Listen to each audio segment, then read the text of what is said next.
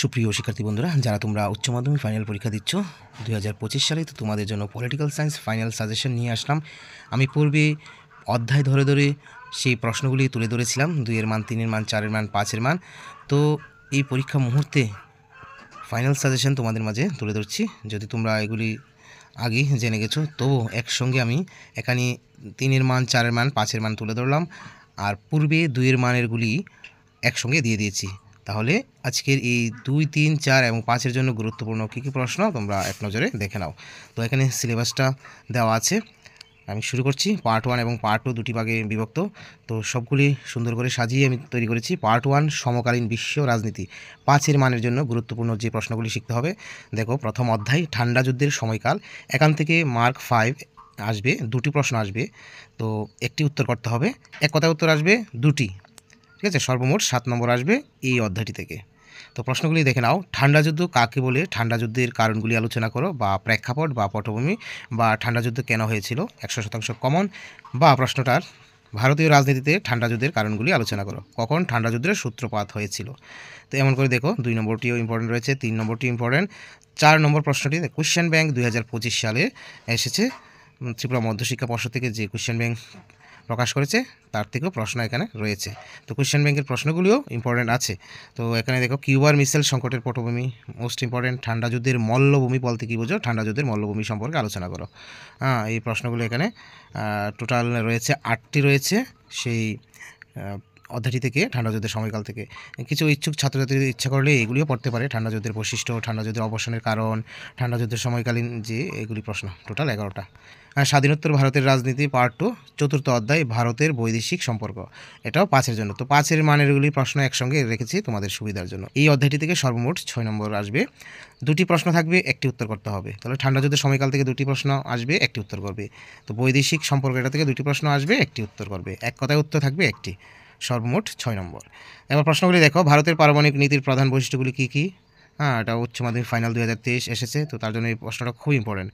পরেরটাও 100% common রয়েছে। ভারতের বিদেশ নীতির প্রধান বৈশিষ্ট্যগুলি আলোচনা করো, কোয়েশ্চেন ব্যাংকও আছে। তারপরে এমন করে দেখো, এগুলি আছে। 9 নম্বরটি কোয়েশ্চেন ব্যাংকে রয়েছে, 10 নম্বরটি কোয়েশ্চেন ব্যাংক, 11 নম্বরও কোয়েশ্চেন ব্যাংক। আফ্রো এশিয়ান ঐক্য স্থাপনে নেহরুর ভূমিকা সম্পর্কে আলোচনা করো, মোস্ট ইম্পর্টেন্ট। ভারত ও পাকিস্তানের সংঘর্ষের কারণ, 5 নম্বরের জন্য। তো দেখো, এখানে টোটাল রয়েছে 12টি। এবার আমরা যাচ্ছি 3-এর মানের ক্ষেত্রে। পার্ট 1 সমকালীন বিশ্ব রাজনীতি। 3-এর মান কোন কোন অধ্যায়গুলি থেকে আসবে? পার্ট 1 থেকে, পার্ট 2 থেকে তোমাদের সামনে স্পষ্ট আছে। পঞ্চম অধ্যায় সমকালীন দক্ষিণ এশিয়া, মার্ক 3, অনধিক 60টি শব্দের মধ্যে উত্তর করতে হবে। এটা থেকে সর্বমোট 5 নম্বর থাকবে। এমসিকিউ থাকবে একটি, এক কথায় মানে থাকবে একটি, 3-এর মান থাকবে একটি। তো 3-এর মানের প্রশ্নগুলি দেখে নাও। রাজনৈতিক অভিজ্ঞতা অর্জনের ক্ষেত্রে বাংলাদেশ ও পাকিস্তানের মধ্যে 3টি সাদৃশ্য লিখো, মোস্ট ইম্পর্টেন্ট প্রশ্ন। সার্ক এর 3টি সাফল্য, সার্কের 3টি ব্যর্থতা। ঠিক আছে, তারপর 4 নম্বরটি হচ্ছে সার্কের 3টি উদ্দেশ্য, মোস্ট ইম্পর্টেন্ট এই প্রশ্নটি, কোয়েশ্চেন ব্যাংক। সার্ক কীভাবে গঠিত হয়, সার্কের উদ্ভব বা কীভাবে হয়েছিল। তারপরে সার্ক কি, শ্রীলঙ্কার জাতিগত সমস্যা সম্পর্কে সংক্ষেপে লিখো, টিবিসি ফাইনাল 2023 এবং কোয়েশ্চেন ব্যাংক 2025, 100% কমন। ভারত ও পাকিস্তানের মধ্যে সাম্প্রতিক সময়ে স্বাক্ষরিত কিছু চুক্তির উল্লেখ করো, এটাও খুব ইম্পর্টেন্ট। দেখো, আরও অনেকগুলি আছে। নেপালের গণতান্ত্রিক ব্যবস্থা 3টি প্রতি, এটাও ইম্পর্টেন্ট আছে। ইচ্ছুক ছাত্রছাত্রীদের জন্য কিছু রাখা হয়েছে, যদি পারো শিখে নিও, বা পূর্বে শিখে নিয়েছো, একটু তোমরা সাজেশনের সঙ্গে মিলিয়ে নেবে। তারপরে 3-এর মানের জন্য পার্ট 2 থেকে স্বাধীনোত্তর ভারতের রাজনীতি, 3য় অধ্যায় পরিকল্পিত উন্নয়নের রাজনীতি, এটা থেকে আসবে সর্বমোট 5 নম্বর। এমসিকিউ 1, এক কথায় উত্তর 1। ঠিক আছে, তারপর প্রশ্নগুলি দেখো। 1, 2, কেরালা মডেল সম্পর্কে আলোচনা করো, মোস্ট ইম্পর্টেন্ট এটা। সবুজ বিপ্লবের ইতিবাচক ও নেতিবাচক ফলাফল, এটাও মোস্ট ইম্পর্টেন্ট। এমন করে দেখো, আছে 12টি আছে। ইচ্ছুক ছাত্রদের জন্য কয়েকটা রাখা হয়েছে, সম্ভব হলে পরে নেবে। তারপরে যাচ্ছি পার্ট 1-এর সমকালীন বিশ্ব রাজনীতির মার্ক 4, এখান থেকে মার্ক 4 শুরু হয়েছে, 3-এর জন্য সমাপ্ত হয়েছে, এখন 4 শুরু করব। দ্বিতীয় অধ্যায় থেকে 2 মেরুর সমাপ্তি, এখানে 6 নম্বর থাকবে এই অধ্যায়টি থেকে। এমসিকিউ 1, এক কথার মানের 1। দেখো, সোভিয়েত ইউনিয়ন বিভাজনের 4টি কারণ লিখো, মোস্ট ইম্পর্টেন্ট। অভিঘাত থেরাপি, মোস্ট ইম্পর্টেন্ট। সোভিয়েত ইউনিয়নের পতনের পশ্চাতে মিখাইল গর্বাচেভ কী পরিমাণে দায়ী ছিল। তারপরে সোভিয়েত ব্যবস্থা বলতে কী বুঝে, সোভিয়েত ব্যবস্থার প্রধান 4টি বৈশিষ্ট্য, মোস্ট ইম্পর্টেন্ট। ভারতের রাশিয়ার বন্ধুত্বপূর্ণ সম্পর্কে 4টি বিষয় ইম্পর্টেন্ট আছে। দেখো, 7 নম্বরটাও ইম্পর্টেন্ট। এমন করে অনেকগুলি আছে, ইচ্ছুক ছাত্রদের জন্য রাখা হয়েছে, তোমরা দেখে নেবে। চতুর্থ অধ্যায় থেকে ক্ষমতার বিকল্প কেন্দ্রবিন্দু, পার্ট 1, এখান থেকে দেখো 6 নম্বর আসবে সর্বমোট। এমসিকিউ 1, তারপরে এক কথায় উত্তর 1। তো এখানে দেখো প্রশ্নটা প্রথমটা টিবিসি ফাইনাল 2023 এসেছে, কোয়েশ্চেন ব্যাংকও আছে প্রশ্নটা। অত সালে আসিয়ান প্রতিষ্ঠিত হয়, আসিয়ানের যে কোনো 4টি গুরুত্বপূর্ণ উদ্দেশ্য লিখো।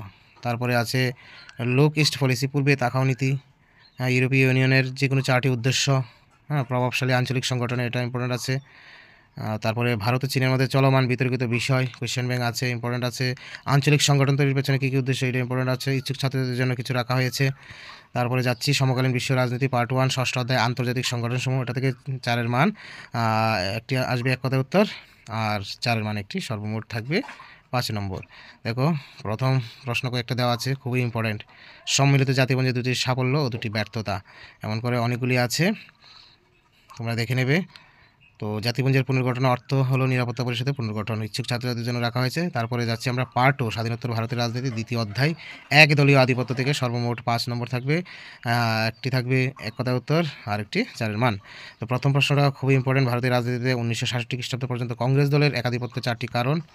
তারপরে আছে দেখো বিরোধী দল কাকে বলে, বিরোধী দলের উত্থান, স্বতন্ত্র দল কেন গঠিত হয়েছিল, এর কর্মসূচি, অনেকগুলি মোস্ট ইম্পর্টেন্ট প্রশ্ন, তোমরা আশা করি এগুলি শিখে নিয়েছো। ভারতের পরিবর্তনশীল ভোটদান পদ্ধতি সম্পর্কে আলোচনা, তারপরে ইচ্ছুক ছাত্রদের জন্য রাখা আছে 5ম অধ্যায় কংগ্রেসি ব্যবস্থার সমস্যা ও তার পূর্ণ প্রতিষ্ঠা পার্ট 2, এখান থেকে 6 নম্বর আসবে, সর্বমোট এমসিকিউ একটি, এক কথায় মানে একটি, 4-এর মানে একটি।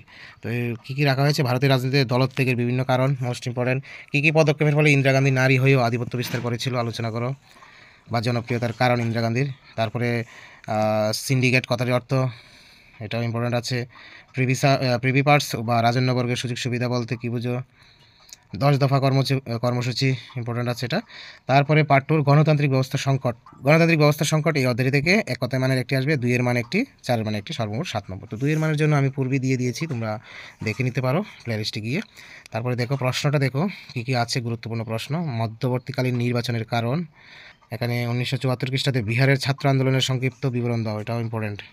তো আশা করি এখানে 7টি আছে, দেখে নেবে সবগুলি ভালো করে।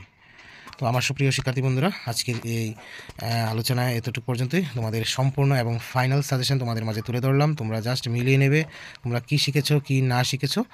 তো এগুলি আমি অনেক মাস আগে থেকেই দিয়ে আসছি, তো এবার তোমাদের মাঝে ফাইনাল তুলে ধরলাম, তোমরা অনুরোধ করেছো বলেই তোমাদের মাঝে তুলে ধরলাম, তোমাদের জন্য যথেষ্ট চেষ্টা করছি, তোমরা ভালোভাবে পড়াশোনা করবে, তাহলে আমার এই সফলতা আসবে, সার্থকতা আসবে, তো আমিও খুশি হব। তো তোমাদের রেজাল্ট ভালো হোক, শুভ হোক, এই কামনাই করব। তোমরা এই ভিডিওটি সকল বন্ধুদের সঙ্গে শেয়ার করে দেবে, আর কি প্রয়োজন তোমরা অবশ্যই কমেন্ট করে জানাবে। Always by the side of the students, thank you.